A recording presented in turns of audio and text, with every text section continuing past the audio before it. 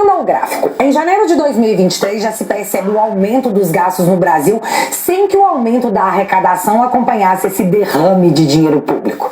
E aí você pega a queda da arrecadação que acompanhou os cofres do desgoverno por todo 2023 e fica chocado quando enxerga que já em outubro de 2023 o Brasil gasta muito mais do que arrecada. Pra ficar claro numa linguagem bem tupiniquense. Em 2022 você conseguiu guardar na poupança 54 bilhões de reais. Em 2023 você estourou o cartão de crédito. Mas estourou em quanto? O Instituto de Pesquisas Avançada projeta que em 2023 você provavelmente estourou seu cartão em 234 bilhões de reais. Mas os valores oficiais só vão ser divulgados no fim de janeiro pelo Tesouro. E aí algumas pessoas podem dizer que esse rombo nas contas públicas se deu porque teve que pagar os precatórios. Então vamos ser justos aqui, coisa que petista não faz. O rombo estimado é de 234 bilhões, menos 93 bilhões dos precatórios. O desgoverno Lula só deixou o Brasil mais pobre em 141 bilhões. Lembrando, 2022, ano de governo Bolsonaro, superávit de 54 bilhões de reais. A única coisa que mudou em 2023 foi o governo. Portanto, não se faça de inecentada, coleguinha. Pelo menos tente ser honesto. Só imagina se é o PT deixando para o governo um caixa de 54 bilhões de reais e em um ano o Bolsonaro transformar o caixa em uma dívida de 234 bilhões. Como seriam essas matérias? Bolsonaro reverte bons resultados do PT e contas públicas se deterioram em primeiro ano de mandato fascista. Não, eu acho que não ia ter o fascista não. Eu acho que o fascista não ia ter não. Com o Lula, o nome dele nem aparece nas matérias.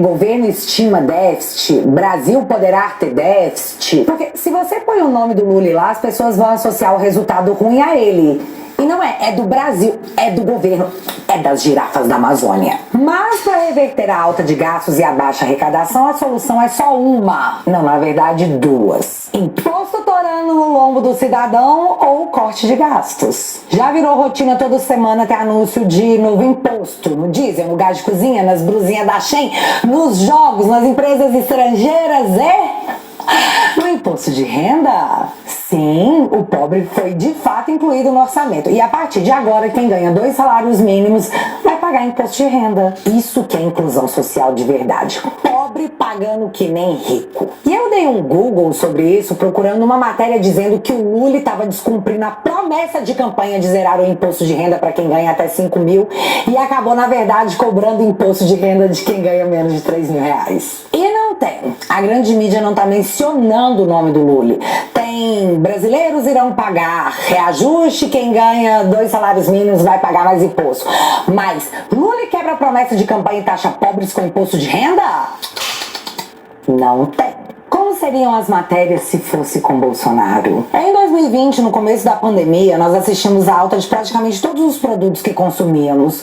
Com o advento do fecha tudo, a economia a gente vê depois. Um dos produtos que mais gerou cobrança em cima do Bolsonaro foi o preço do arroz. Não existiam motivos, tipo pandemia, que convencesse a esquerda que usou o aumento do arroz como ataque político. Em 2020, o PT postava em seu site: bolsonarismo inventa fake news para fugir do aumento do arroz. Bolsonarismo fugindo da responsabilidade sobre o preço do arroz no início da pandemia, porque é tudo culpa do Bolsonaro. Já em fevereiro de 2021, no auge da pandemia, foi a vez do Lula aparecer em seu Twitter para dizer que, abre aspas, a verdade é que esse governo quer que o povo se dane.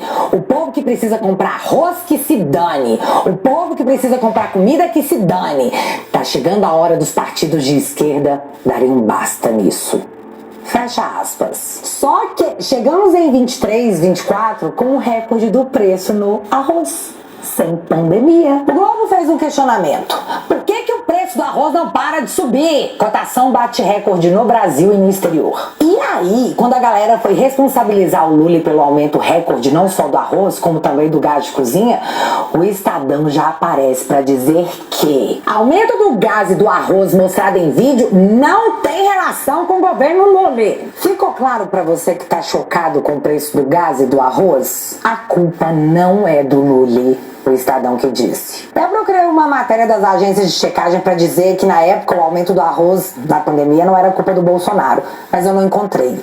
Eles deveriam estar sem tempo. Às vezes é isso. Mas a real, galera, é que a mentira sobre os 33 milhões de famintos no Brasil era só uma campanha eleitoral, cheia de mentiras e jamais censurada por interferir direto nas eleições. A verdade veio com mais de um ano de atraso num jornal que eu considero lulopetista roxo, o que me deixou chocada. O Globo, desigualdade cai ao menor patamar sob Bolsonaro. Sem considerar auxílios, Dilma teve melhor resultado. O índice de concentração de renda foi o mais baixo desde o início da série histórica, em 2012. Vale lembrar que o auxílio emergencial começou a ser pago na pandemia e mesmo com os auxílios pagos por 2 anos, em 22 tivemos um saldo positivo de 54 bilhões em caixa. Já em 24, o Lula, que em seu post dizia que Bolsonaro não se importava com quem precisava comprar comida, cancelou o Bolsa Família de quase 4 milhões de pessoas e bloqueou outros 8,4 milhões para dar uma averiguada. Vocês lembram que eu disse que com a arrecadação caindo e os gastos disparando, ou você subiria imposto ou faria corte de gastos? Pois então, veio os dois, imposto e corte de gastos. Mas entenda uma coisa, político tem que ter ministério para se sentir especial e fazer sua sigla votar junto com o governo nas pautas propostas. Foi assim que Lula sancionou uma lei que criou seu 38º ministério, encomendado para abrigar Márcio França, que era ministro de Portos e Aeroportos e caiu do galho por republicanos, que nas eleições, para conseguir o seu voto, jurou que era oposição. Só a título de curiosidade, o Bolsonaro tinha 23 ministérios. E vem cá, você acha que esses ministérios são bancados com amor? Bom, se não dá pra cortar na carne deles, que se corte na nossa, porque obviamente pra eles dói muito menos. E eu não vou votar